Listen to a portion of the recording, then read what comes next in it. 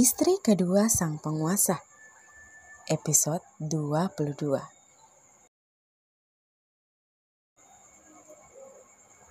Dengan langkah tergesa-gesa, Pipit menuju kamar Putri. Menggedor pintu kamar itu dengan keras, membuat sang punya kamar mau tidak mau membuka benda keras yang telah diukir sedemikian rupa hingga terlihat sangat tampak indah dan elegan. Aduh Kak Pipit, kenapa sih Kak? Pagi-pagi sudah heboh saja. Gedor pintu sudah seperti dikejar hantu saja. Gerutu Putri yang sedang memakai dasinya, bersiap untuk berangkat ke sekolah. Pekik Putri saat tubuhnya tertarik tanpa aba-aba. Kak Pipit, kakak kerasukan jin apa sih? Tanya Putri yang dengan kesal mengikuti langkah Pipit. Kerasukan Dewi Cintaku, bukan jin. Balasnya masih menarik tangan Putri sampai di ujung tangga paling bawah. Lihat Put, tunjuk Pipit ke arah dua orang pria yang saat ini sedang berbincang dengan sangat serius. Ya lihat, itu kan Kak Al. Iya kalau Kak Al aku juga tahu Putri. Maksudku di depannya itu siapa? Tanya Pipit sedikit kesal. Kenapa kakak kepo sih? Ujar Putri menelisik wanita di sampingnya yang tengah berdiri dengan senyuman mengembang di bibirnya. Itu dia Put, orangnya yang semalam ngasih aku sapu tangan. Hah? Dia? Tunjuk Putri dibalas dengan anggukan kepala oleh Pipit. Kakak yakin dia orangnya? Coba diingat-ingat kembali. Mungkin saja kakak salah orang. Putri mengangkat sudut bibirnya tak percaya. Aku yakin Put, aku sangat yakin. Lihat saja, dia sungguh titisan pangeran dari Yunani. Bodinya itu, aduhai, pasti ada roti sobek di balik jas hitamnya itu. Racau Pipit saling menggenggam kedua tangannya dengan posisi kepala dimiringkan hingga membentur bahu Putri. Lebay banget sih. Dia itu namanya Wawan. Selesai ucapan Putri, Pipit tiba-tiba saja menyelah dengan penuh semangat. Oh, aku ingat. Dia itu kan pengawal pribadi Kak Al. Dia benar-benar keren. Pipit masih saja terus mengagumi Wawan dari jarak jauh. Melontarkan semua kata-kata indah untuk menggambarkan perawakan Wawan yang memang terbilang mendekati sempurna. Saking seriusnya, ia hanyut dalam khayalan yang telah mengarah sedikit ke hal mesum. Wanita itu tidak sadar jika Putri sudah meninggalkannya duluan untuk kembali ke kamarnya mengambil tas sebelum kemudian berangkat ke sekolah. Sejak kapan dia peka dengan orang lain? Apalagi dengan orang yang tidak dikenalnya. Batin Putri. Al kembali ke kamarnya setelah memeriksa beberapa pekerjaannya di ruang kerjanya yang letaknya tak jauh dari kamarnya, hanya berkisar beberapa meter saja.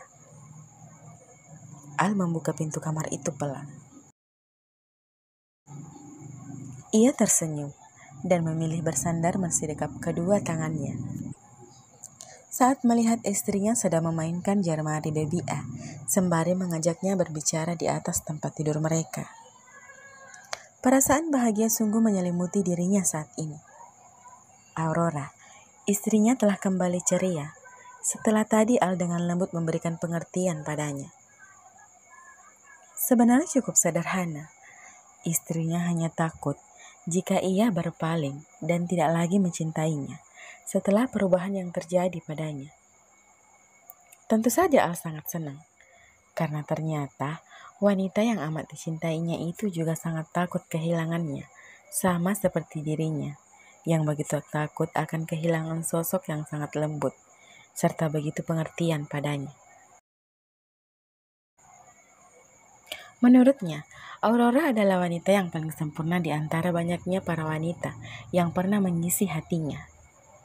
Ya, Ia baru sadar, ternyata ia pernah menjadi seorang pria yang sering membuat harapan palsu pada lawan jenisnya. Sekarang wanita itu telah menghadiahinya anugerah yang tiada tara. Kehadiran malaikat kecil di antara mereka akan menjadi penguat hubungan mereka ke depannya. Tentu saja ia tidak akan bermain-main dengan pernikahannya. Ia bukan pria yang tolol untuk menghancurkan rumah tangganya hanya demi kesenangan semata, seperti yang ditakuti istrinya saat ini. Ia berjanji akan hal itu kepada Aurora, dengan konsekuensi, kalau ia sampai mengingkari janjinya, ia akan kehilangan sosok malaikat di sisinya. Oh tidak, jangan sampai itu terjadi. Al menghembuskan nafas lega kemudian mengeluarkan suara. Sepertinya kalian berdua mengabaikan Dedi. Ucapnya masih bersandar di tembok dengan pintu yang masih terbuka lebar. Aurora tersenyum lembut. Sini, ucapnya. Aurora menepuk ruang kosong di samping Baby A. Dengan cepat, Al menutup pintu dan ikut merebahkan badannya menyamping dengan Baby A berada di tengah-tengah dirinya dan istrinya. Al meraih jemari mungil Baby A. Kulit itu masih terlihat memerah, dan jika dipegang, kulit itu sangat lembut, selembut sutra. Maniknya menatap lekat malaikat kecil yang wajahnya ia yakini akan sangat mirip dengannya, hingga istrinya tak kebagian apapun di sana. Al tertawa, menertawakan pemikirannya baru saja. Apa yang kamu tertawakan, sayang? Tanya Aurora menatap suaminya penuh curiga. Aku hanya berpikir kalau memang ini sedikit tidak adil bagimu, sayang. Kepala Al mengangguk kecil berulang kali sambil mengucapkan sesuatu yang bernada seperti sebuah teka-teki. Hah? Maksudnya? Lihat saja Baby A. Sama sekali gak ada tanda-tanda begitu kalau dia itu anakmu, sayang. Maaf ya, karena dia mewarisi semua ketampananku. Aurora malah tak percaya dengan ucapan narsis yang baru saja keluar dari bibir suaminya itu. Tapi memang apa yang dikatakan suaminya tidak salah. Baby A sangat mirip dengan dedinya. Mereka seperti sebuah pahatan yang diukir secara bersama hingga sangat sulit melihat perbedaan. Tapi entah jika sudah besar nanti. Asal sifatnya jangan sama saja denganmu. Memangnya apa yang salah dengan sikapku? Kan bagus kalau nanti dia itu tegas, bekerja keras, kuat, perkasa tentunya. Apanya yang salah? Kedua orang itu berbincang, seolah-olah hanya mereka berdua saja yang ada di atas tempat tidur empuk itu. Seandainya saja malaikat kecil yang sementara berbaring di antara mereka bisa berbicara, mungkin dia akan mengatakan, "Hei, kalian tega sekali karena mengabaikan aku yang imut dan menggemaskan ini. Oh, jangan lupakan, kalau kau itu mesum Tuan Alvaro." Cih, ujar Aurora diakhiri dengan suara decihan.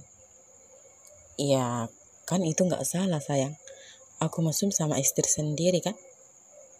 Kan bagus, langsung bisa jadi kayak gini. Iya kan, Baby A? Tanyanya pada seorang bayi yang bahkan belum bisa mendengar apa yang baru saja ia katakan. Kalau bisa, setelah masa nifas ganti, kita program saja lagi, sayang. Biar kita cepat punya bayi lagi. Aduh, baru saja ia menutup mulut, sebuah bantal telah bersarang tepat di wajahnya. Enak saja, kamu pikir aku ini apa? Jahitanku saja belum terlepas, kamu sudah ngomongin anak. Al tercengang saat melihat istrinya menangis. Buru-buru ia turun dari ranjang dan menghampiri istrinya, memeluk istrinya dari belakang. Jangan menangis, aku kan hanya bercanda, sayang. Ucapnya penuh sesal, sembari mengeratkan pelukannya, menenggelamkan kepalanya di bahu Aurora. Aku mana mungkin membiarkanmu hamil secepat itu, sayang. Aku juga masih trauma melihatmu kesakitan waktu itu. Sungguh, tadi itu aku hanya ingin menggodamu saja. Maafkan aku ya. Terdengar suara kekehan dan tubuh istrinya terasa bergetar, membuat Al mengeritkan keningnya. Ia mengangkat pandangannya, memandang istrinya yang kini telah berbalik menatapnya dengan juluran lidah seraya tersenyum mengejek. Nakal kamu ya. Al mencubit hidung Aurora lalu mendaratkan daging lembutnya ke milik istrinya dengan brutal.